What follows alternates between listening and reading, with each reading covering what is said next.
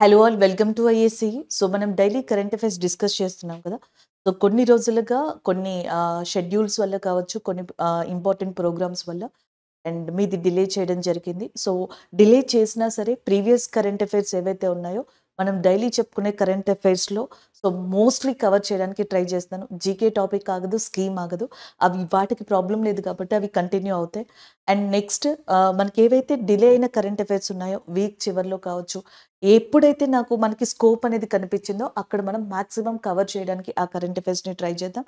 So ఈ రోజైతే మనం ఇంపార్టెంట్ కరెంట్ అఫైర్స్ ఏవైతే ఉన్నాయో అవి డిస్కస్ చేద్దాం. First one so next current affair ఒబిచరీకి సంబంధించింది, లేదా మీరు జనరల్గా పర్సన్ ఇన్ న్యూస్ అని చెప్పేసి గుర్తుపెట్టుకున్నా పర్వాలేదు.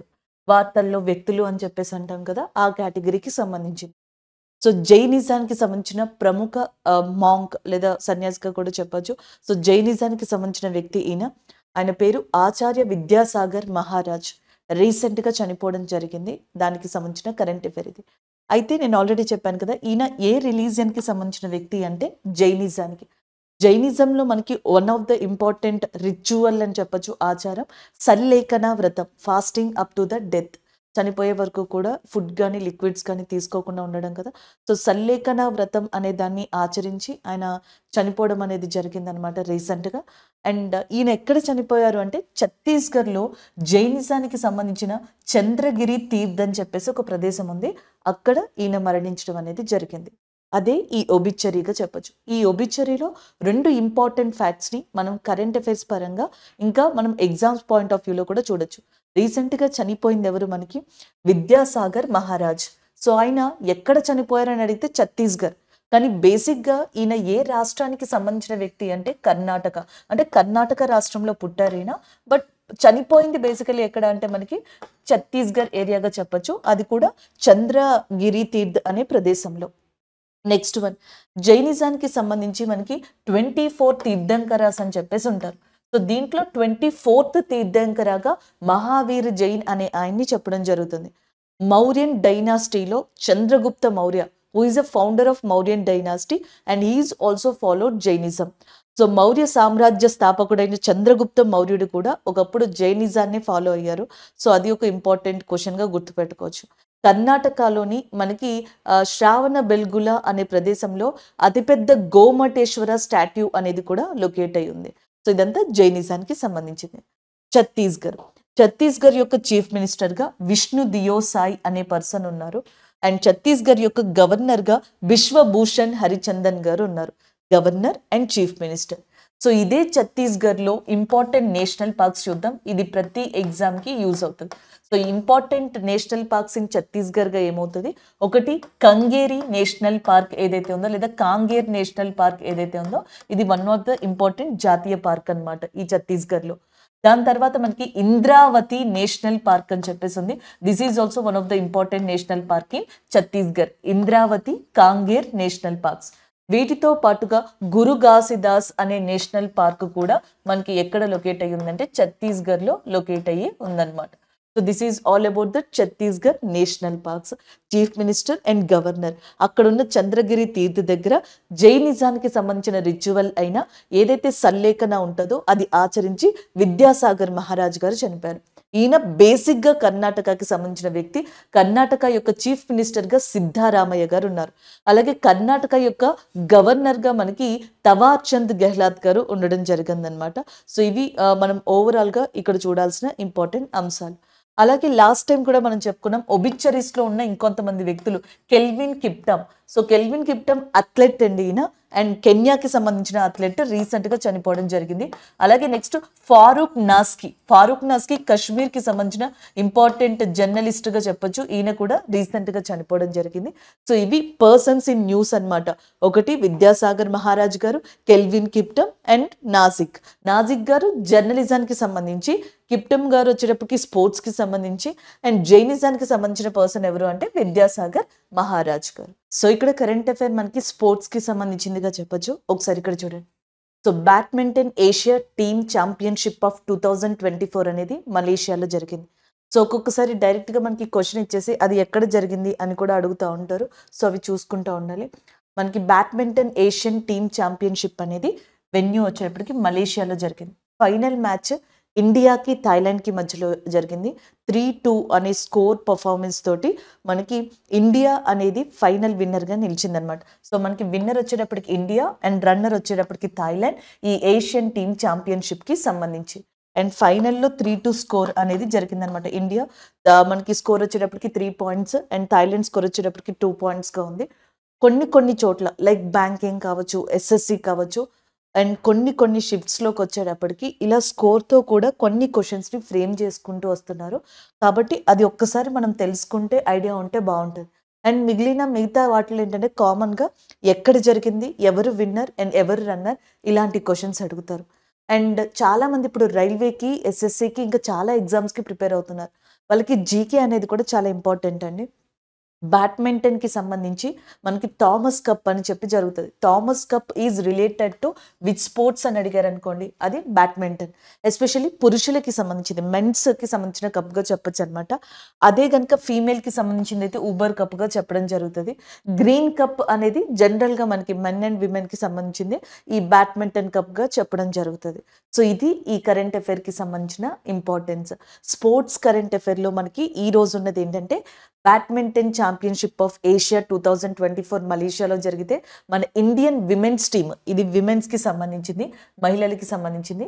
అండ్ మన ఇండియన్ విమెన్స్ టీమ్ గోల్డ్ మెడల్‌ని గెలుచుకుంది. విన్నర్‌గా ఉందన్నమాట. రన్నర్‌గా థాయిలాండ్ అనేది ఉండడం జరిగింది. రీసెంట్‌గా మనకి చాలా స్పోర్ట్స్‌కి సంబంధించిన న్యూస్ అనేది వార్తల్లో సర్క్యులేట్ అవుతా వస్తా ఉంది. లాస్ట్ టైమ్ మనకు చూసుకుంటే బీసీసీఐ అవార్డ్స్ అనేవి మనకి న్యూస్‌లో కనిపించాయన్నమాట. అండ్ ఈ బీసీసీఐ అవార్డ్స్‌లో మనకి లైఫ్ టైమ్ అచీవ్‌మెంట్ అవార్డ్ లేదా సీకే నాయుడు అవార్డ్ ఏదైతే ఉందో సో దాన్ని రవి శాస్త్రి గారికి ఇచ్చారు. ఫారూక్ ఇంజినీర్ గారికి ఇవ్వడం జరిగింది. వీళ్ళిద్దరికీ లైఫ్ టైమ్ అచీవ్‌మెంట్ అవార్డ్‌ని రీసెంట్‌గా బీసీసీఐ ఇవ్వడం జరిగింది. అలాగే నెక్స్ట్ వచ్చేటప్పటికి చాలా మందికి డిఫరెంట్ అవార్డ్స్‌ని మనకి ప్రకటించారండి. షెఫాలి వర్మ గారు కావచ్చు, దీప్తి శర్మ గారు కావచ్చు, అలాగే నెక్స్ట్ జస్ప్రీత్ బూమ్రా గారు కావచ్చు. వీళ్ళందరికీ కూడా బీసీసీఐ అవార్డ్స్‌ని ప్రకటించింది. వీటిలో లైఫ్ టైమ్ అచీవ్‌మెంట్ అవార్డ్ అంటే మనకి రవి శాస్త్రి గారు ఎవరైతే ఉన్నారో ఆయనకి ప్రకటించడం జరిగింది. అలాగే మనం ఈ స్పోర్ట్స్ జర్నలిజం అసోసియేషన్ ఏదైతే ఉందో సో అది రీసెంట్‌గా ఫ్లయింగ్ సింగ్ లేదా మికా సింగ్ లేదా మిల్కా సింగ్ అని కూడా పిలుస్తాం. ఆయనకి ఒక అవార్డ్‌ని ప్రకటించింది ఈ ఇయర్‌లోనే మనకి ఈ 2 మంత్స్‌లోనే. అండ్ ఆయనతో పాటుగా కరణం మల్లేశ్వరి గారు ఎవరైతే ఉన్నారో సో మనకి స్పోర్ట్స్ అసోసియేషన్ జర్నలిజానికి సంబంధించి స్పోర్ట్స్ అసోసియేషన్ ఆఫ్ జర్నలిజం అనేది సో మనకి ఎవరికి లైఫ్ టైమ్ అచీవ్‌మెంట్ అవార్డ్‌ని రీసెంట్‌గా ఇచ్చిందంటే కరణం మల్లేశ్వరి గారు ఎవరైతే ఉన్నారో ఆమెకి ఇవ్వడం జరిగిందనమాట. ఇది ఒకటి. సో ఇప్పుడు మనకి ఫెబ్ మంత్‌లో ఖేలో ఇండియా యూత్ గేమ్స్ అనేవి ఏవైతే ఉంటాయో అవి మనకి వార్తల్లో ఉన్నాయి. ఈ ఖేలో ఇండియా యూత్ గేమ్స్ అనేవి తమిళనాడులో జరిగే వీరమాతంగై సింబల్ ఇవన్నీ మనం డిస్కస్ చేసుకున్నాం. అలాగే వీటితో పాటుగా ఖేలో ఇండియా వింటర్ గేమ్స్ అనేవి కూడా న్యూస్‌లో ఉన్నాయి. స్నో లెపర్డ్ మంచు చిరుతపులి దీనికి సింబల్‌గా ఉందని. అలాగే నెక్స్ట్ వచ్చేటప్పటికి దీంట్లో చూసుకున్నట్టయితే మనకి ఫస్ట్ హాఫ్ అంతా కూడా గేమ్స్ మనకి లడాఖ్‌లోని లేలో జరుగుతాయని, సెకండ్ హాఫ్ అంతా గుల్మార్గ్‌లో జరుగుతదని డిస్కస్ చేసుకున్నాం. అలాగే చెస్ గ్రాండ్ మాస్టర్స్ ఎవరైతే ఉంటారో ఒకటి గుకేష్ గారు అండ్ నెక్స్ట్ కార్తికేయన్ గారు వీళ్ళందరూ కూడా న్యూస్‌లో ఉన్నారు. చెస్‌కి సంబంధించి ఒకసారి ఇవి చూసుకోండి. ఈ ఫెబ్ మంత్‌లో మనకి ఎక్కువగా స్పోర్ట్స్‌లో కనిపించినవి ఫస్ట్ మీరు నోట్స్ చేసుకున్నప్పుడు స్పోర్ట్స్‌కి సంబంధించి ఖేలో ఇండియా గేమ్స్‌కి సంబంధించిన పూర్తి ఇన్ఫర్మేషన్ ఒకసారి చూసుకోండి. ఖేలో ఇండియా వింటర్ గేమ్స్‌కి సంబంధించిన ఇన్ఫర్మేషన్ ఒకసారి చూసుకోండి. అలాగే నెక్స్ట్ ఈ 2 అయిపోయిన తర్వాత బీసీసీఐ అవార్డ్స్‌ని ప్రకటించింది. అవి కరణం మల్లేశ్వరి గారికి సంబంధించి ఏదైతే స్పోర్ట్స్ జర్నలిజం మనకి చెప్పిందో అది. ఇవన్నీ ఒకే పక్కన వచ్చేలాగా, ఒకే వైపు వచ్చేలాగా మనకి నోట్స్‌ని మీరు ప్రిపేర్ చేసుకోండి. అండ్ అది అయిపోయిన తర్వాత ఇట్లాంటివి కామన్‌గా వస్తాయంటే మనకి ఫార్ములా రేస్ అని చెప్పేసి, బ్యాడ్మింటన్ ఛాంపియన్‌షిప్ అని, హాకీ ఛాంపియన్‌షిప్ అని, సో లేకపోతే మనకి ఏవైతే ఈ ఆస్ట్రేలియన్ ఓపెన్ ఛాంపియన్‌షిప్ అని చెప్పేసి ఉంటది. French open, US open, Wimbledon so ఇవి కామన్‌గా వస్తుంటాయి. ఇవి చాలా ఇంపార్టెంట్ అండి. స్పోర్ట్స్ నుంచి ఈ రిలేటెడ్ క్వెషన్స్‌ని మనం ఎక్స్‌పెక్ట్ చేయొచ్చు. ఇవి ఒక వైపు, ఇంకొక వైపు అవార్డ్స్ అన్ని. మనకి మేజర్ ధ్యాన్ చంద్ ఖేల్ రత్న అవార్డ్ అని చెప్పేసి ఉంటది. లాస్ట్ టైం మనం కరెంట్ అఫైర్స్‌లో డిస్కస్ చేసుకున్నాం కూడా. Major Dhyan Chand Khel Ratna award. So దాని తర్వాత నెక్స్ట్ అర్జున అవార్డ్ ఏదైతే ఉందో అది ఒకటి. సో ఇలాంటివి అవార్డ్స్ ఒక పక్కన రాసుకోండి. స్పోర్ట్స్ నుంచి ఇవి రిపీట్ అవుతా ఉంటే ఏ కైండ్ ఆఫ్ ఎగ్జామ్‌కైనా. సో ఈరోజు మన కరెంట్ అఫైర్ వచ్చేటప్పటికి బ్యాడ్మింటన్ ఏషియన్ టీమ్ ఛాంపియన్‌షిప్‌కి సంబంధించిన కరెంట్ అఫైర్‌గా దీన్ని చెప్పొచ్చు. సో నెక్స్ట్ కరెంట్ అఫైర్ వచ్చేటప్పటికి వచ్చేటప్పటికి మనకి జస్ట్ ఒక అపాయింట్మెంట్కి సంబంధించింది. ఆ అపాయింట్మెంట్ బ్యాంకింగ్కి సంబంధించింది కాబట్టి దీన్ని బ్యాంకింగ్లో రాసుకోవచ్చు అనమాట. ప్రదీప్ కుమార్ షా. సో ప్రదీప్ కుమార్ షా ఎవరైతే ఉన్నారో ఆయన పార్ట్ టైం చైర్మన్ లేదా ఎడిషనల్ డైరెక్టర్ అని కూడా అనొచ్చు. సో ఐసిఐసిఐ బ్యాంక్కి 5 years పీరియడ్కి గాను అపాయింట్ అవ్వడం జరిగింది. 5 సంవత్సరాల కాల పరిమితికి గాను ఎవరైతే మనకి ప్రదీప్ కుమార్ షా గారు ఉన్నారో సో ఆయన రీసెంట్గా అపాయింట్ అయ్యారు. ఐసిఐసిఐ బ్యాంక్ యొక్క హెడ్ క్వార్టర్స్ అనేది ఎక్కడ లొకేట్ అయ్యి ఉందంటే ముంబైలో లొకేట్ అయ్యి ఉంది. సో మనకి బ్యాంకింగ్ రిలేటెడ్లో ఈ మధ్యన వచ్చిన వాటిలో ఒకటి ఎస్బీఐ దానికి సంబంధించి చూసుకోండి. ఎస్బీఐ యొక్క ప్రెసెంట్ మనకి చైర్పర్సన్గా దినేష్ కుమార్ గారు ఉన్నారు, దినేష్ కారా గారు ఉన్నారు. అండ్ నెక్స్ట్ ఎస్బీఐ యొక్క బ్రాండ్ అంబాసిడర్గా మనకి ఎంఎస్ ధోని గారు ఉన్నారు. అండ్ ఎస్బీఐ యొక్క హెడ్ క్వార్టర్స్ వచ్చేటప్పటికి మనకి ముంబైలో ఉంది కదా. అలాగే దీనికిలాగే ఇంకొకటి బంధన్ బ్యాంక్. బంధన్ బ్యాంక్ యొక్క హెడ్ క్వార్టర్స్ కలకత్తాలో ఉంది. దానికి బ్రాండ్ అంబాసిడర్గా మనకి సౌరవ్ గంగోలీ గారు ఉన్నారు. ఎస్బీఐకి అయితే ఎంఎస్ ధోని గారు ఉండడం జరిగింది. ఈ ఎస్బీఐ యొక్క బ్రాంచెస్ని మనకి శ్రీలంకలో కూడా లాస్ట్ ఇయర్ ఇనాగ్రేట్ చేయడం ప్రారంభించడం జరిగింది. ఇదే ఎస్బీఐకి సంబంధించి ఒక ఫ్లోటింగ్ ఏటీఎం అనేది కూడా జమ్మూ కాశ్మీర్లో ధాల్ లేక్ అని చెప్పేసి ఉంది. ఈ ధాల్ లేక్ మీద ఇనాగ్రేట్ చేయడం జరిగింది. సో ఇవన్నీ ఎస్బీఐకి సంబంధించిన కొన్ని రిలేటెడ్ జీకే పాయింట్స్ అండ్ అప్డేట్స్గా చూడొచ్చు. అలాగే మనకి ఈ బ్యాంకింగ్ ఫీల్డ్కి వచ్చేటప్పటికి పేమెంట్స్ ఇష్యూ ఏదైతే ఉందో పేటిఎం పేమెంట్స్ ఇష్యూ, సో అది మనకి ఇప్పుడు ప్రజెంట్ బ్యాంకింగ్ రంగంలోనే ఒక కరెంట్ ఇష్యూగా నడుస్తుంది. అది ఒకసారి చూడండి, పేటిఎం పేమెంట్స్ ఇష్యూకి సంబంధించింది. అలాగే నెక్స్ట్ యూపీఐ ఏదైతే ఉందో ఇది మనకి రీసెంట్గా కొన్ని కంట్రీస్లో ఇనాగ్రేట్ చేయడం జరిగింది దీన్ని అండ్ స్టార్ట్ చేయడం జరిగింది. సో యూపీఐని ఏ కంట్రీస్లో మనకి ఇంట్రడ్యూస్ చేశారు, ఏ కంట్రీస్లో యూస్ చేస్తున్నారు, అది డెవలప్డ్ కంట్రీయా డెవలపింగ్ కంట్రీయా ఇలాంటివి కూడా చూస్తూ ఉన్నాను. సో ఇలాంటి క్వశ్చన్స్ కూడా పడతాయి. ఇదే కరెంట్ అఫైర్ ఏ ఏ కంట్రీస్ యూస్ చేస్తున్నాయి అనేది ఆల్రెడీ నేను మీకు ప్రీవియస్ కరెంట్ అఫైర్స్లో చెప్పాను. మీకు ఎలా వస్తాయి అంటే యూపీఐ ఏ కంట్రీ యూస్ చేస్తుంది అనేది ఒకటి వస్తుంది. రీసెంట్గా ఎవరు లాంచ్ చేశారు, లైక్ మారిషియస్ రీసెంట్గా లాంచ్ చేసింది. సో ఇలాంటి కంట్రీస్కి సంబంధించి అడుగుతారు. లేదా మనకి ఆల్మోస్ట్ 10ల సంఖ్యలో యూపీఐని యూస్ చేస్తున్న కంట్రీస్ ఉన్నాయి. ఇందులో డెవలప్డ్ కంట్రీ కూడా ఉందన్నమాట, అభివృద్ధి చెందిన దేశాలు కూడా ఉన్నాయి. సో ఆ దేశాలు ఏంటి అనేది అడిగే ఛాన్సెస్ ఉన్నాయి, అవి ఒకసారి చూసుకోండి. సో ఇది బ్యాంకింగ్కి సంబంధించి ప్రదీప్ కుమార్ షా గారు ఎవరైతే ఉన్నారో రీసెంట్గా మనకి 5 years టైం పీరియడ్కి గాను అడిషనల్ డైరెక్టర్ లేదా పార్ట్ టైం చైర్మన్గా అపాయింట్ అవ్వడం జరిగింది ICICI bank. So next current affair science and టెక్నాలజీకి సంబంధించింది. ఇక్కడ మీరు చూడొచ్చు, ISRO started Yuvika programme. So ISRO Yuvika అనే ఒక పథకాన్ని ప్రవేశపెట్టింది అనమాట. సో దానికి సంబంధించిందిగా చెప్పొచ్చు, ISRO started Yuvika programme. Already ఇది గతంలో ఉంది, ఇప్పుడు నెక్స్ట్ న్యూ ఫేజ్ అనే దాన్ని 2024లో లాంచ్ చేసింది. ఈ యువికా ప్రోగ్రామ్ అనేది ఒక యంగ్ సైంటిస్ట్ ప్రోగ్రామ్గా చెప్తున్నారు. అండ్ ఎవరైతే మనకి స్టూడెంట్స్ ఉంటారో యూత్ ఉంటారో వాళ్ళు సైంటిఫిక్ టెంపర్ అండ్ దాంతోపాటుగా ఈ క్యూరియాసిటీ నాలెడ్జ్ అనే వాటిని ప్రమోట్ చేయడానికి, అంటే మనకి సైన్స్ అండ్ టెక్నాలజీ వైపు దానికి సంబంధించిన అవేర్నెస్ని ఇవ్వడం, దానికి సంబంధించిన ఫీల్డ్స్లో వీళ్ళని ఎంకరేజ్ చేయడం కోసం ఎస్పెషల్లీ యూత్ అండ్ స్టూడెంట్ స్టేజ్లోనే వీళ్ళకి యువికా అనే దాన్ని ఇంట్రడ్యూస్ చేయడం జరిగింది. దాన్ని రీసెంట్గా ఇస్రో లాంచ్ చేసింది. ఇస్రో యొక్క చైర్మన్గా సోమనాథన్ గారు ఉన్నారు. సోమనాథన్ గారు is a present chairperson of ఇస్రోగా చెప్పొచ్చు అనమాట. అయితే చాలా వరకు ఇలాంటి క్వశ్చన్స్ మీకు ఎగ్జామ్లో ఫ్రీక్వెంట్గా కనిపిస్తూ ఉంటాయి. కరెంట్ అఫైర్స్, స్టాటిక్ జీకే లేదా సైన్స్ అండ్ టెక్నాలజీ పరంగా ఇవి యూజ్ అవుతాయి. అబ్దుల్ కలాం గారు ఎవరైతే ఉన్నారో సో అబ్దుల్ కలాం గారిని మిసైల్ మ్యాన్ ఆఫ్ ఇండియా అని చెప్పేసి పిలుస్తారు. అబ్దుల్ కలాం గారిని మిసైల్ మ్యాన్ ఆఫ్ ఇండియాగా పిలవడం జరుగుతుంది. మిసైల్ విమెన్ ఆఫ్ ఇండియా కింద టెస్సీ థామస్ గారిని పిలవడం జరుగుతుంది. అలాగే విక్రమ్ సారాభాయ్ గారు ఎవరైతే ఉన్నారో ఈయనని ఫాదర్ ఆఫ్ ఇండియన్ స్పేస్ ప్రోగ్రామ్గా పిలుస్తారు. అలాగే యుఆర్ రావు గారు ఎవరైతే ఉన్నారో శాటిలైట్ మ్యాన్ ఆఫ్ ఇండియా లేదా ఫాదర్ ఆఫ్ శాటిలైట్గా కూడా యుఆర్ రావు గారిని పిలుస్తారు. ఈయనని ఫాదర్ ఆఫ్ శాటిలైట్ లేదా శాటిలైట్ మ్యాన్ ఆఫ్ ఇండియాగా పిలవడం జరుగుతుంది. అలాగే నెక్స్ట్ వచ్చేటప్పటికి మిసైల్ విమెన్ ఆఫ్ ఇండియా కింద టెస్సీ థామస్ గారిని పిలవడం జరుగుతుంది. మిసైల్ మ్యాన్ ఆఫ్ ఇండియా కింద మనకి అబ్దుల్ కలాం గారిని పిలవడం జరుగుతుంది. సో విక్రమ్ సారాభాయ్ గారి గురించి మీకు ఆల్రెడీ తెలిసింది. ఇస్రో యొక్క మొట్టమొదటి చైర్పర్సన్ కూడా విక్రమ్ సారాభాయ్ గారు. సో ఇది ఈ ఇన్ఫర్మేషన్ మీరు గుర్తుపెట్టుకుంటే సరిపోతుంది. రీసెంట్గా మనకి ఇస్రో ఏం చేసింది అంటే GSLV F-14 అనే ఒక శాటిలైట్ లాంచ్డ్ వెహికల్ ఏదైతే ఉంటుందో దీని ద్వారా ఇన్సాట్ 3DS అనే ఒక శాటిలైట్ని లాంచ్ చేసింది. సో ఈ ఇన్సాట్ 3DS అనే శాటిలైట్ని ఎక్కడి నుంచి లాంచ్ చేసింది అంటే సతీష్ ధావన్ స్పేస్ సెంటర్ ఏదైతే ఉందో సో ఈ సతీష్ ధావన్ స్పేస్ సెంటర్ దగ్గర నుంచి ఈ శాటిలైట్ అనే దాన్ని లాంచ్ చేసింది. సతీష్ ధావన్ స్పేస్ సెంటర్ అనేది మనకి ఏ స్టేట్లో లొకేట్ అయి ఉంది? ఆంధ్రప్రదేశ్లో. ఈ ఇన్సాట్ 3DS యొక్క మెయిన్ ఉద్దేశం ఏంటంటే భూమి మీద ఉన్న సర్ఫేస్ గురించి, ఆ సర్ఫేస్ మీద ఉన్న వాటర్ బాడీస్ అంటే సముద్రాలు కావచ్చు అండ్ మిగతా వాటి వాటర్ బాడీస్ కావచ్చు, ఆ ఇన్ఫర్మేషన్ అండ్ మెట్రలాజికల్ ఇన్ఫర్మేషన్ తెలుసుకోవడం కోసమని ఇన్సాట్ 3DS అనే దాన్ని లాంచ్ చేయడం జరిగింది. అండ్ ఇంకొక విషయం ఏంటి అంటే జనరల్గా ఈ geo synchronise satellite launched vehicle GSLV అంటున్నాం కదా, జిఎస్ఎల్వి అనే ఈ లాంచ్డ్ వెహికల్తో ఈ శాటిలైట్ని లాంచ్ చేయడం అంటే ఈ లాంచ్డ్ వెహికల్ని యూజ్ చేయడం మనకి ఇది 16th టైం అంట.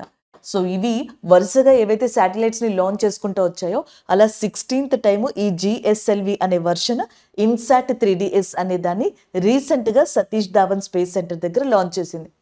అసలు ఈ మెట్రోలాజికల్ థింగ్స్ వాతావరణ పరిస్థితులు లాంటివి తెలుసుకోవడం కోసం అని చెప్పేసి 2013లోనే మనకి ఫస్ట్ టైం ఇన్సాట్ 3D అనే దాన్ని లాంచ్ చేసాం. దాని తర్వాత 2016లో 2016కి వచ్చేటప్పటికి సేమ్ ఇదే సిరీస్లో ఇన్సాట్ 3DR అనే దాన్ని కూడా లాంచ్ చేయడం జరిగింది. సో దాని తర్వాత ఇప్పుడు మనకి ఇన్సాట్ 3DS అనే దాన్ని 2024లో లాంచ్ చేశారు. వర్షన్స్ చేంజ్ చేసుకుంటూ రావడం జరిగింది. ఈ ఇన్సాట్ 3DS అనే దాన్ని 3 స్టేజెస్లో మనకి కంప్లీట్ చేసుకుంటూ లాంచ్ చేస్తారు. GS1, GS2, GS3 స్టేజెస్ అంటాం. లాస్ట్ స్టేజ్ ఈ లాంచ్డ్ వెహికల్ని మనకి కంప్లీట్ చేసినప్పుడు లాస్ట్ స్టేజ్ని GS3 అంటాం. అక్కడ లిక్విడ్ ఆక్సిజన్ని యూజ్ చేయడం కూడా జరుగుతుంది అనమాట. అదొకటి గుర్తుపెట్టుకోవాలి. సో మనకి GS1, GS2, GS3 అనే స్టేజెస్లో సో అది డిఫరెంట్ కైండ్ ఆఫ్ మనకి ఏదైతే ఈ వెర్షన్స్ ఉంటాయో ఆ ప్రోగ్రామ్స్ని యూజ్ చేసుకుంటూ ఈ లాంచ్డ్ వెహికల్తో మనకి ఈ శాటిలైట్ని లాంచ్ చేయడం జరుగుతుంది. సో దీన్ని ఎక్కడ ప్లేస్ చేస్తారంటే తీసుకెళ్ళి జియో ఆర్బిట్లో మనకి ప్లేస్ చేయడం జరుగుతుంది. భూమికి దాదాపుగా 37,000 కిలోమీటర్స్ అప్రాక్సిమేట్లీ 37,000 కిలోమీటర్ల దూరంలో ఉన్న జియో సింక్రనైజ్డ్ ఆర్బిట్ లేదా జియో స్టేషనరీ ఆర్బిట్ ఏదైతే ఉందో అక్కడ ప్లేస్ చేయడం జరుగుతుంది. అక్కడి నుంచి ఇది మిగతా వాటిని అబ్జర్వ్ చేసుకుంటూ అండ్ ఈ ఓషన్స్కి సంబంధించిన వాటర్ బాడీస్కి సంబంధించిన ఇన్ఫర్మేషన్ని ఇది లాంచ్ చేయడం జరుగుతూ ఉంటుంది అనమాట. అది ఈ ఇన్సాట్ 3DSకి సంబంధించిన ఇన్ఫర్మేషన్. ఇది రీసెంట్ కరెంట్ అఫైర్ అండి, ఒక 3 days బ్యాక్ది. అది ఇస్రోకి సంబంధించింది. ఇలాంటి వాటి గురించి అవేర్నెస్ ఇచ్చుకుంటూ ఇస్రోకి సంబంధించిన డిఫరెంట్ సెంటర్స్ ఉన్నాయి ఇండియాలో. దీనికి సంబంధించిన డిఫరెంట్ విభాగాలు ఉన్నాయి. ఆ విభాగాలు ఏం చేస్తాయి ఇవన్నీ కూడా ఈ యువిక్లో వన్ ఆఫ్ ద పార్ట్గా మనకి అవేర్నెస్ తోటి యూత్ని అండ్ స్టూడెంట్స్ని ఎంకరేజ్ చేస్తారు. So that is all about this Yuvika ప్రోగ్రామ్గా చెప్పొచ్చు. సో నెక్స్ట్ కరెంట్ అఫైర్ కూడా సైన్స్ అండ్ టెక్నాలజీకి సంబంధించింది. ఒకసారి ఇక్కడ చూద్దాం. NASA and JAXA will launch world's wooden satellite. ప్రపంచంలో ఇప్పుడు మనకి రీసెంట్గా ఒక వుడెన్ ఉపగ్రహాన్ని ప్రయోగించనున్నారు జాక్సా మరియు నాసా. నాసా వచ్చేటప్పటికి మీకు ఆల్రెడీ తెలుసు. సో నాసా వచ్చేటప్పటికి USA యొక్క స్పేస్ ఏజెన్సీ పేరు. జాక్సా వచ్చేటప్పటికి జపాన్ యొక్క స్పేస్ ఏజెన్సీ పేరు. సో జాక్సాని కనుక ఎబ్రివేట్ చేయాలనుకుంటే జపాన్ ఏరో స్పేస్ ఎక్స్ప్లోరేషన్ ఏజెన్సీగా చెప్పొచ్చు. సో ఇది మనకి ఇక్కడ ఉన్న మెయిన్ కరెంట్ అఫైర్ అండి. అలాగే దీనికి లిగ్నోసాట్ ప్రోబ్ అని చెప్పేసి పేరు పెడుతున్నారు. జనరల్గా ఇప్పుడు ఏమవుతుంది అంటే చాలా కంట్రీలు శాటిలైట్స్ని లాంచ్ చేస్తూ ఉన్నాయన్నమాట స్పేస్లో. సో దీనివల్ల అన్నెసరీగా స్పేస్ వేస్ట్ అనేది పెరిగిపోతుంది డెబ్రిస్తో పాటుగా. సో ఆ స్పేస్ వేస్ట్ అవ్వకుండా ఉండాలి అంటే శాటిలైట్స్ని లాంచ్ చేసిన తర్వాత నెక్స్ట్ అవన్నీ అక్కడే కంప్లీట్గా మనకి ఏమంటారు న్యూట్రల్ అయిపోయేలాగా ఏదైనా ఒక సిస్టమ్ని తీసుకురావాలి. అలాగా ఇప్పుడు నాసా అండ్ జాక్సా కలిసి ఏం చేశాయంటే వుడెన్ శాటిలైట్ అనే దాన్ని తీసుకొస్తున్నాయి.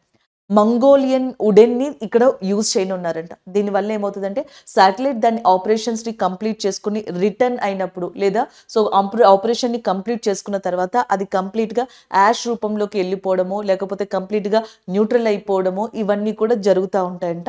అలాగా మనకి ఈ నాసా అండ్ జాక్సా కలిపి ఈ ప్రయోగాన్ని అతి త్వరలో ప్రయోగించనున్నారు. వుడెన్ శాటిలైట్ అనే దానికి పేరుగా లిగ్నోసాట్ ప్రోబ్ అని చెప్పేసి పేరు పెట్టారు. అలాగే ఈ మధ్యన కొన్నిసార్లు ఇలాంటి క్వశ్చన్స్ కూడా అడుగుతూ ఉన్నారండి. స్పేస్లోకి ఎవరైతే మనకి జర్నీ చేస్తారో వాళ్ళని వ్యోమగాములు అంటారు, లేకపోతే ఆస్ట్రోనాట్స్ అని అంటాం. USAలోనైనా అదే, ఇండియాలోనైనా అదే. సో ఇండియాలో మనకి జనరల్గా వ్యోమమిత్రాస్ అని కూడా పిలవడం జరుగుతుంది, వ్యోమగామి అని కూడా పిలవడం జరుగుతుంది. ఇలాంటివి ఉంటాయి. అదే కనుక రష్యాలో అనుకోండి, రష్యాలో వ్యోమగాములు లేదా ఆస్ట్రోనాట్స్ ఎవరైతే ఉంటారో వాళ్ళని కాస్మోనాట్స్ అని చెప్పేసి పిలుస్తారంట. ఇది రష్యన్స్ యూజ్ చేసే పదం. అలాగే చైనా అయితే ఏమని యూజ్ చేస్తదంటే థైకోనాట్ అని చెప్పేసి యూజ్ చేస్తదంట. ఇవి కొన్ని ఎగ్జామ్స్‌లో మనకి మ్యాచ్ ఆఫ్ ద ఫాలోయింగ్‌లో కూడా అడుగుతున్నారు. థైకోనాట్ అనేది చైనాకి యూజ్ చేసే పదం. కాస్మోనాట్ అనేది రష్యాకి యూజ్ చేసే పదం అన్నమాట.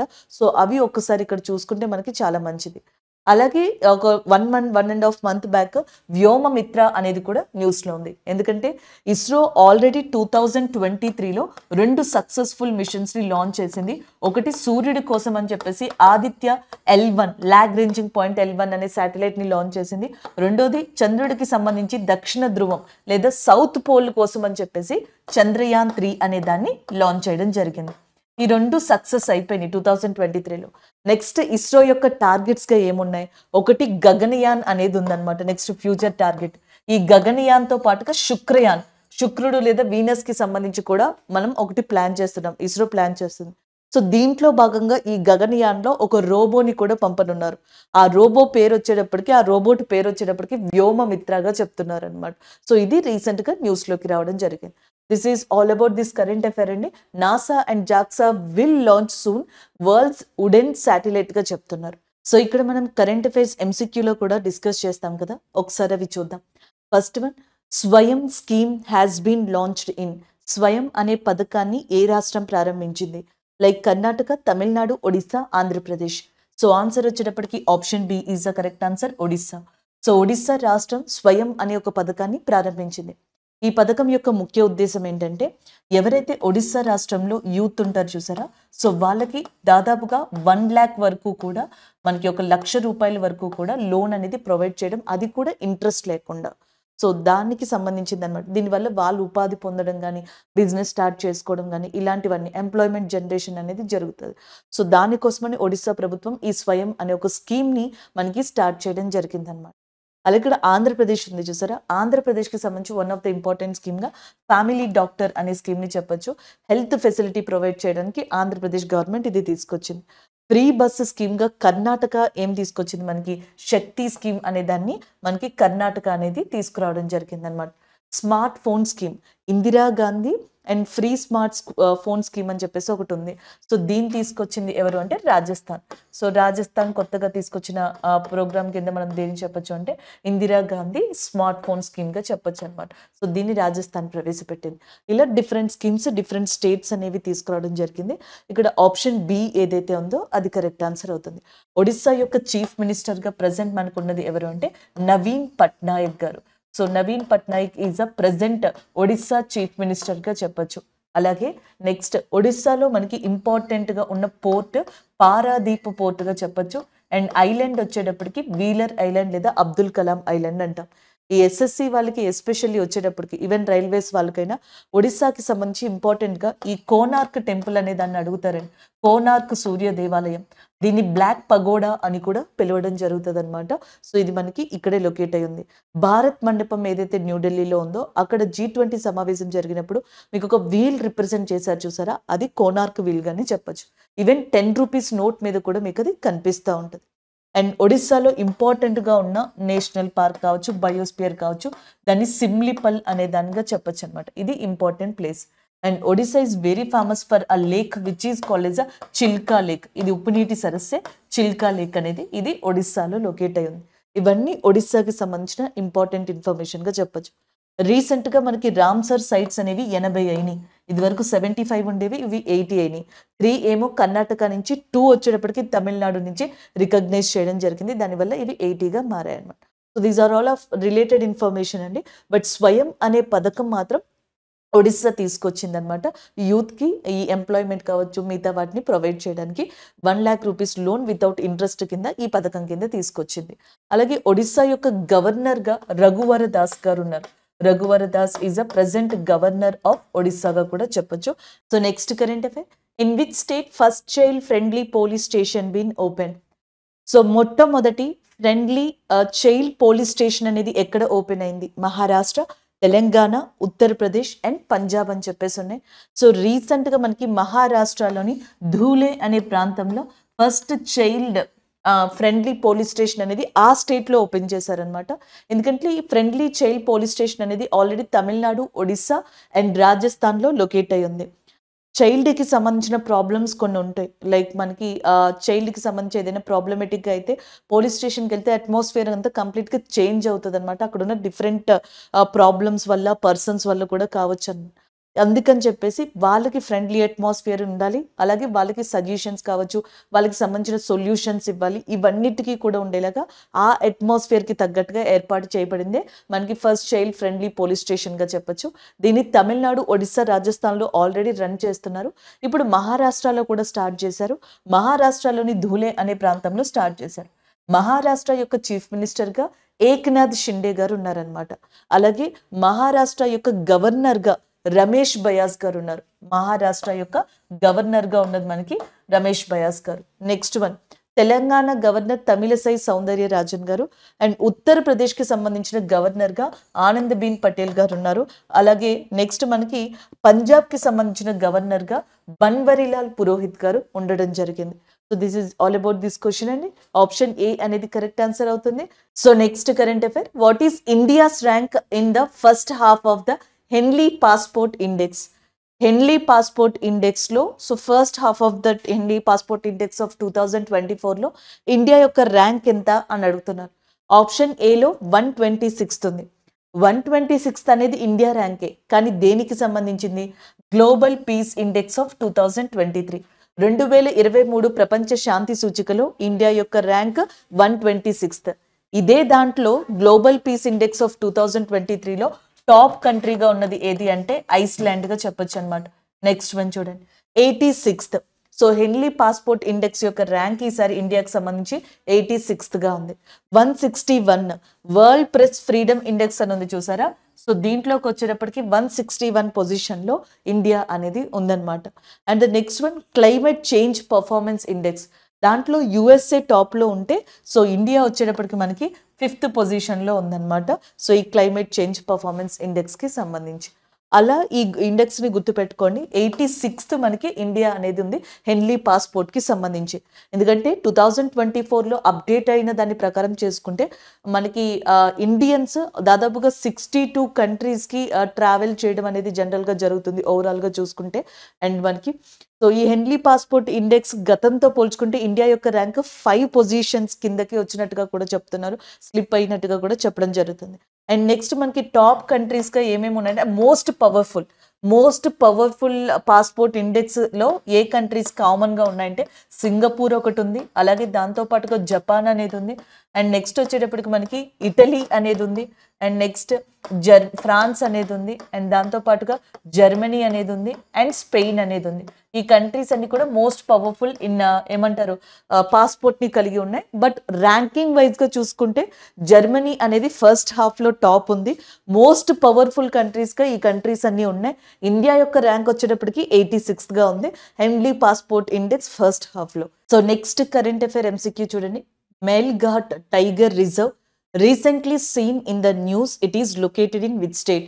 సో రీసెంట్గా మేల్ఘాట్ టైగర్ రిజర్వ్ అనేది లేదా మేల్ఘాట్ టైగర్ రిజర్వ్ అనేది న్యూస్లో ఉందంట. ఈ మేల్ఘాట్ టైగర్ రిజర్వ్ అనేది ఎక్కడ లొకేట్ అయి ఉంది పులి సంరక్షణ కేంద్రం అని చెప్పేసి అడుగుతున్నారు. Option A Karnataka. కర్ణాటకలో ఉన్న పులి సంరక్షణ కేంద్రం లేదా టైగర్ రిజర్వ్గా మనకి బాందీపూర్ టైగర్ రిజర్వ్ అనే దాన్ని చెప్పొచ్చు. ఇన్ఫ్యాక్ట్ చెప్పాలంటే మనకి ప్రాజెక్ట్ టైగర్ అని చెప్పేసి 1973లో ఏదైతే ఎస్టాబ్లిష్ చేశారో సో అప్పుడు ఇండియాలో అదే ఇయర్లో ఫస్ట్ టైగర్ రిజర్వ్గా తీసుకొచ్చింది కూడా దీన్ని కర్ణాటకలో. నెక్స్ట్ వన్ ఉత్తరాఖండ్ అని చెప్పేసి ఉంది. ఉత్తరాఖండ్లో ఉన్న టైగర్ రిజర్వ్ పేరు జిమ్ కార్బెట్. 1973లోనే బాందీపూర్ తర్వాత ఎస్టాబ్లిష్ చేసిన టైగర్ రిజర్వ్ జిమ్ కార్బెట్గా చెప్పొచ్చు. ఇన్ఫ్యాక్ట్ ఇండియాలో ఫస్ట్ నేషనల్ పార్క్ జాతీయ పార్క్ కూడా జిమ్ కార్బెట్టే. అండ్ ద నెక్స్ట్ వన్ రాజస్థాన్లో ఉన్న పులి సంరక్షణ కేంద్రం పేరు రామ్గర్ విషధారిగా చెప్పొచ్చు. Again I'm repeating, Ramgarh Vishdhari అనేది రాజస్థాన్లోని టైగర్ రిజర్వ్ పేరుగా చెప్పడం జరుగుతుంది. నెక్స్ట్ వన్ మహారాష్ట్రలో ఉన్నదే మేల్ఘాట్ టైగర్ రిజర్వ్. దీన్ని 1974లో ఎస్టాబ్లిష్ చేశారు. సో ఈ టైగర్ రిజర్వ్ దగ్గర రీసెంట్గా మనకి కులా మామా వాలీబాల్ టోర్నమెంట్ అనే దాన్ని నిర్వహిస్తున్నారంట.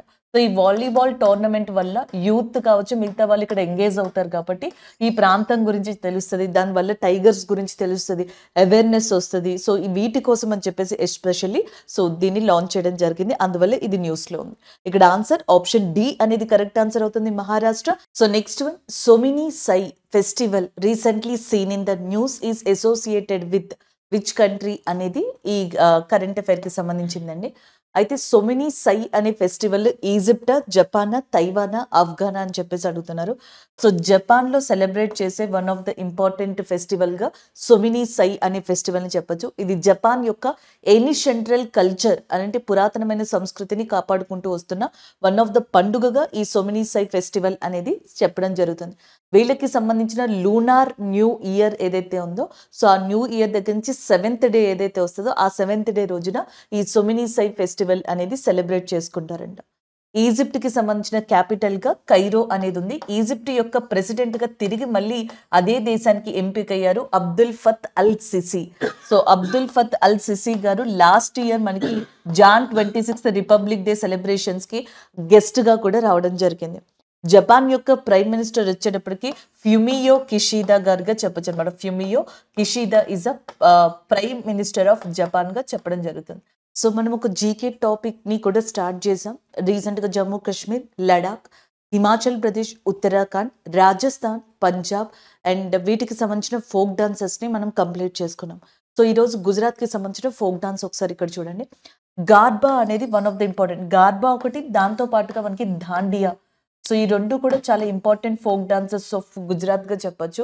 ప్రామినెంట్ అండి. ఇవి చూస్తే ఇంకా వెంటనే గుజరాత్ అని గుర్తుకు రావాలి. గార్బా, దాండియా ఈ రెండు డాన్సులు కూడా. నెక్స్ట్ వన్ రాస్ అనే డాన్స్. దీన్ని స్టిక్స్ తోటి, దాండియాని ఏ స్టిక్స్ తో వాడతారో అదే స్టిక్స్ తో రాస్ అనే డాన్స్ ని కూడా చేస్తారంట. తిప్పానీ డాన్స్ అని చెప్పేసి ఉంటది. ఒక చాలా లాంగ్ ఐరన్ గానీ లేకపోతే వుడ్ స్టిక్స్ తీసుకొని ఆ స్టిక్స్ తో విమెన్స్ ఇట్లా పట్టుకొని ఆ డాన్స్ ని పర్ఫామ్ చేస్తారంట. దాన్ని తిప్పానీ డాన్స్ అని చెప్పేసి అంటారు. సో నెక్స్ట్ వచ్చేటప్పటికి ధాంగీ డాన్స్ అని చెప్పేసి ఒకటి ఉంటుంది. మెన్ అందరూ ఇలా నుంచుంటారు, అబ్బాయిలందరూ వాళ్ళ పైన విమెన్ ఇట్లా పట్టుకొని సో దాంతో ప్రదర్శించేది. ఒక రకంగా జిమ్నాస్టిక్స్ రిలేటెడ్ గా కూడా ఇది ఉంటది అన్నట్టుగా చెప్తారనమాట ధాంగీ డాన్స్. హుదో డాన్స్ వచ్చేటప్పటికి sheep fight. So sheep fight ఎలా అయితే ఉంటుందో ఈ డాన్స్ కూడా కొంచెం అలానే ఉంటుందంట. అండ్ నెక్స్ట్ వచ్చేటప్పటికి మనకి మతుకాడి డాన్స్ ఒకటి, సిద్ధి ధామాల్ డాన్స్ ఒకటి అక్కడ ఫేమస్. బవాయి డాన్స్ లో విమెన్ కి పాట్స్ ఇట్లా పెడతారు అనమాట. జనరల్ గా మీకు మధ్యప్రదేశ్కి వచ్చేటప్పటికి ఒక డాన్స్ ఉంటుందండి, మట్కీ డాన్స్ అని చెప్పేసి. అంటే కుండల్ని ఒకదాన్ని ఒకటి ఇట్లా మనకి పైన పెట్టుకుని చేస్తూ ఉంటారు, దాన్ని మట్కీ డాన్స్ అంటారు. సో వీళ్ళు వచ్చేటప్పటికి బవాయి వచ్చేటప్పటికి విమెన్స్ ఏం చేస్తారంటే ఒక పాట్ని ఇలా పెట్టి మిగిలిన పాట్స్ అన్నిటిని ఇట్లా ఈ డైమెన్షన్ లో మనకి పెట్టి ఆ డాన్స్ ని చేయడం జరుగుతుంది అనమాట. సో దీనిని మనకి బవాయి డాన్స్ అని చెప్పేసి అంటారు. నెక్స్ట్ గోప్రస్ డాన్స్ ఒకటి, పధార్ డాన్స్. పధార్ డాన్స్ గుజరాత్ లోని మత్స్యకారులు, ఫిషర్ మ్యాన్ కమ్యూనిటీ ఉంటుంది కదా, వాళ్ళు చేసేది పధార్ డాన్స్. మేర్ రస్ అని చెప్పేసి ఉంటుంది, మెహర్ కమ్యూనిటీ అనే వాళ్ళు దీన్ని ప్రదర్శిస్తారు. మనం బాగా గుర్తుపెట్టుకోవాల్సింది దాండియా ఒకటి, గార్బా డాన్స్ అని చెప్పేసి ఉంది చూసారా అది ఒకటి, తిప్పానీ డాన్స్ ఉంది చూసారా ఇది ఒకటి, భవాయి డాన్స్ అనేది ఒకటి, పధార్ డాన్స్ అనేది ఒకటి. ఇవి ఫ్రీక్వెంట్ గా కొన్ని ప్రీవియస్ ఇయర్స్ క్వశ్చన్స్ లో ఉన్నాయి. ఏది భవాయి, తిప్పానీ, గార్బా. మిగిలినవి రాకూడదని లేదు. సో వస్తే ఇవి కూడా గుర్తుపెట్టుకోవాలి కాబట్టి ఒకసారి ఈ డాన్సెస్ ని చూసుకోండి. These are all folk dance of Gujarat గా చెప్పొచ్చు. సో నెక్స్ట్ వన్ ఒకసారి స్కీమ్ చూడండి. ప్రధానమంత్రి సూర్య ఘర్ అనే ఒక పథకం. ఇది ఆల్రెడీ మీరు బడ్జెట్ చదివినప్పుడే చూసుంటారు. ఫినాన్స్ మినిస్టర్ నిర్మలా సీతారామన్ గారు ఇన్ టర్మ్ బడ్జెట్ లో మనకి దీన్ని అనౌన్స్ చేయడం జరిగింది. ప్రధానమంత్రి సూర్య ఘర్ ముఫ్త్ బిజ్లీ యోజన. అంటే మనకి జనరల్ గా వీళ్ళ యొక్క టార్గెట్ ఏంటి అంటే ఎలక్ట్రిసిటీని రినవబుల్ ఎనర్జీ ద్వారా సప్లై చేయడం. అంటే మనకి విద్యుత్ శక్తి ఏదైతే ఉందో అది పునరుత్పాదక శక్తి వనరుల నుంచి మనకి ఇవ్వడం అనేది దీని యొక్క ముఖ్య ఉద్దేశం. దానికోసం ఏం చేస్తున్నారంటే 75,000 crores ని వీళ్ళు ఈ స్కీమ్ కి ఇన్వెస్ట్మెంట్ గా తీసుకొచ్చి దీని ద్వారా అప్కమింగ్ ఫ్యూచర్ లో మనకి 1 crore homes, 1,00,00,000 వరకు ఇళ్లల్లో ఆ ఇళ్ల పైన సోలార్ రూఫ్ ప్యానెల్స్ ని అరేంజ్ చేస్తారు, రూఫ్ టాప్ సోలార్ ప్యానెల్స్ ని అరేంజ్ చేస్తారు. సో అవి ఏంటంటే సోలార్ ఫోటోవోల్టిక్ సిస్టమ్ గా పనిచేస్తాయి. సో సూర్య శక్తి ద్వారా మనం ఎలక్ట్రిసిటీ అనే దాన్ని జనరేట్ చేసుకోవచ్చు. అలాంటి దాన్ని అంటే రూఫ్ టాప్ ప్యానెల్స్ వాళ్ళే ప్రొవైడ్ చేసి సిస్టమ్ అంతా వాళ్ళే తీసుకొచ్చేలాగా ఈ అరేంజ్మెంట్స్ని చేయడం జరుగుతుంది. సో దానివల్ల ఎలక్ట్రిసిటీ కొరత అనేది తగ్గుతుంది. ఎన్వైర్మెంటల్ ఫ్రెండ్లీ రినవబుల్ ఎనర్జీని యూజ్ చేసుకున్నట్టు ప్రమోట్ చేసుకున్నట్టు కూడా ఉంటుంది. సో అందుకనే ఈసారి ఇన్ టర్మ్ బడ్జెట్లో అనౌన్స్ చేసిన స్కీమ్ ప్రధానమంత్రి సూర్యఘర్ స్కీమ్. అంతేకాదు అసలు ప్రపంచంలోనే one of the top notch ఆర్గనైజేషన్గా ఇప్పుడు అంతర్జాతీయ సౌర కూటమి ఇంటర్నేషనల్ సోలార్ అలయన్స్ అనేది ఉంది. ఈ ఇంటర్నేషనల్ సోలార్ అలయన్స్ అనేది ఎస్టాబ్లిష్ అవ్వడానికి కారణం ఇండియానే. ఇండియా ఫ్రాన్స్ యొక్క సహకారంతో దీన్ని ఫస్ట్లో ఇనిషియేట్ చేసింది. తర్వాత చాలా వరకు కంట్రీస్ దీంట్లో యాడ్ అవ్వడం జరిగింది. ఈ ఇంటర్నేషనల్ సోలార్ అలయన్స్ యొక్క హెడ్ క్వార్టర్స్ వచ్చేటప్పటికి గురుగ్రామ్, హర్యానాలోని గురుగ్రామ్ అనే ప్రాంతంలో లొకేట్ అయి ఉంది. These are all about this scheme అండి. సో నెక్స్ట్ కరెంట్ అఫైర్ వచ్చేటప్పటికి సైన్స్ అండ్ టెక్నాలజీకి సంబంధించింది. ఒకసారి ఇక్కడ చూడండి. సో మనకి Anuvadini AI tool, artificial intelligence tool, లేదా మనం తెలుగులో దీన్ని కృత్రిమ మేధ సదస్సు అని కూడా అనొచ్చు కదా. సో కృత్రిమ మేధ సదస్సుకి సంబంధించింది మనకి ఈ అనువాదిని అనే ఒక టూల్ అన్నమాట. సో ఈ టూల్ని యూజ్ చేసుకుని జనరల్గా ఏం చేస్తారంటే మనకి ఇంగ్లీష్ మెటీరియల్స్ ఉంటాయి కదా, ఎడ్యుకేషన్కి సంబంధించి ఏవైతే మనకి ఇంగ్లీష్లో ఉంటుందో కంటెంట్ అంతా దాన్ని డిఫరెంట్ లాంగ్వేజెస్లోకి, ఇండియన్ లాంగ్వేజెస్లోకి అనువాదించడానికి, ట్రాన్స్లేట్ చేయడానికి యూజ్ చేసే ఒక సాధనంగా అనువాదిని అనేదాన్ని చెప్పొచ్చు. It is a multilingual translation AI టూల్గా కూడా చెప్తున్నారు. అయితే రీసెంట్గా మనకి గవర్నమెంట్ ఆఫ్ ఇండియా భారతదేశంలోని స్కూల్స్ కావచ్చు, కాలేజెస్ కావచ్చు, వాటికి ఒక ఆర్డర్ని పాస్ చేసింది. అంటే ఒక జీవోని ఇచ్చినట్టుగా కూడా చెప్పొచ్చు. అదేంటంటే వితిన్ ద 3 years 3 సంవత్సరాల లోపు అకాడమిక్కి సంబంధించిన ఏదైతే సిలబస్ కానీ మెటీరియల్ కానీ ఉంటుందో అదంతా కూడా మనకి ఇండియన్ లాంగ్వేజెస్లో డిజిటల్గా అవైలబుల్గా వచ్చేలా చెయ్యాలి. 3 years టార్గెట్ ఇచ్చిందనమాట. దానికి ఇలాంటి యాప్స్ని యూస్ చేసుకోవచ్చు. అనువాదిని ఏఐ టూల్ లాంటి సిస్టమ్స్ని యూస్ చేసుకోవచ్చు అనమాట. ఎందుకంటే ఆల్రెడీ మనకి ఇది గతంలో ఈ కుంభ్ అని చెప్పేసి ఒక పోర్టల్ ఉంది. మన ఇండియాకి సంబంధించి ఈ కుంభ్ అని ఒక పోర్టల్ ఉంది. ఈ పోర్టల్లో ఇంగ్లీష్లో ఉన్న మెటీరియల్స్ని 12 రీజనల్ లాంగ్వేజెస్లోకి దీని ద్వారానే ట్రాన్స్లేట్ చేసి డిజిటల్గా అవైలబుల్లోకి తీసుకొచ్చారు. మన లాంగ్వేజెస్లోకి దీన్ని తీసుకొచ్చి అలాంటిది ఇప్పుడు ఇంగ్లీష్ మెటీరియల్స్ని మల్టిపుల్ లాంగ్వేజెస్లోకి, ఇండియన్ లాంగ్వేజెస్లోకి మనకి అనువాదించి దాన్ని డిజిటల్ రూపంలో 3 సంవత్సరాల లోపు ఇండియాలో ఉన్న స్కూల్స్, కాలేజెస్ తీసుకురావాలనే విధంగా సో మనకి గవర్నమెంట్ రీసెంట్గా ఆర్డర్ని పాస్ చేసినప్పుడు ఈ అనువాదిని ఆర్టిఫిషియల్ ఇంటెలిజెన్సీ టూల్ అనేది న్యూస్లోకి రావడం జరిగిందనమాట. మనకి కొత్త విద్యా విధాన చట్టం అనేది ఉంది కదా, న్యూ ఎడ్యుకేషన్ పాలసీ ఆఫ్ 2020 అనేది. ఈ న్యూ ఎడ్యుకేషన్ పాలసీ ఆఫ్ 2020 ఎక్కువగా నేటివ్ లాంగ్వేజెస్ ఏవైతే ఉంటాయో మన మాతృభాష లాంటివి వాటిని ఎక్కువగా ప్రమోట్ చేయడం కూడా జరిగింది. సో ఒక విద్యార్థి 10th వచ్చేటప్పటికి, ఒక స్టూడెంట్ 10th వచ్చేటప్పటికి 3 లాంగ్వేజెస్ని ఖచ్చితంగా నేర్చుకుంటాడు. సో ఆ 3 లాంగ్వేజెస్లో 2 లాంగ్వేజెస్ నేటివ్ లాంగ్వేజెస్ అయి ఉంటాయి, భారతదేశానికి సంబంధించిన భాషలు అయి ఉంటాయి. అది తెలుగు కావచ్చు, హిందీ కావచ్చు, మలయాళం కావచ్చు, వాట్ ఎవర్ 2 నేటివ్ లాంగ్వేజెస్ ఒక నార్మల్ లాంగ్వేజెస్ని నేర్చుకోవడం జరుగుతుంది. అలాగ ఒక విద్యా విధానాన్ని సెట్ చేయడం జరిగింది ఎడ్యుకేషన్ పాలసీ 2020లో. ఇలాంటి కొత్త విద్యా విధాన చట్టం 2020లోనే ఇంకొన్ని చేంజెస్ అంటే ఇంకొంత డెవలప్మెంట్ని తీసుకురావడానికి ఇప్పుడు గవర్నమెంట్ ఒక ఆర్డర్ని తీసుకొచ్చింది. సో దానికి అనువాదిని అనే ఏఐ టూల్ బాగా పడుతుంది అనే అభిప్రాయంతో దీన్ని కూడా మనకి న్యూస్లో పాస్ చేయడం జరుగుతుంది, సర్క్యులేట్ చేయడం జరుగుతుంది. So that is about Anuvadini AI tool. మీకు ఆల్రెడీ ఇప్పటికే తెలుసు, మనం చాలాసార్లు చెప్పుకున్నాం. 2023లో Collins dictionary of the year award మనకి ఏఐ టూల్ అనే దానికి వచ్చింది. వర్డ్ ఆఫ్ ద ఇయర్ అనేది అవార్డు కాదు, word of the year AI అనే దానికి రావడం జరిగింది. అలాగే నెక్స్ట్ వచ్చేటప్పటికి ఈ ఏఐకి సంబంధించిన సేఫ్టీ సమావేశం, ప్రపంచంలోనే భద్రతా సమావేశం అనేది మనకి యూఏఈలో జరిగింది అండ్ యూకేలో జరిగింది. సేఫ్టీ సమావేశం అనేది మనకి ఏ కంట్రీలో జరిగిందంటే UK. Global partner of AI సమావేశం అనేది ఇండియాలో జరిగింది. Global partner of artificial intelligence సమావేశం ఏమో ఢిల్లీలో అండ్ సేఫ్టీ ఆర్టిఫిషియల్ ఇంటెలిజెన్సీ సమావేశం అనేది యూకేలో మొట్టమొదటిసారిగా జరిగింది. So this is all about this current affair అండి. సో ఈరోజు మనం డిస్కస్ చేసుకున్నాం. ఒకసారి ఇక్కడ చూద్దాం రివ్యూ.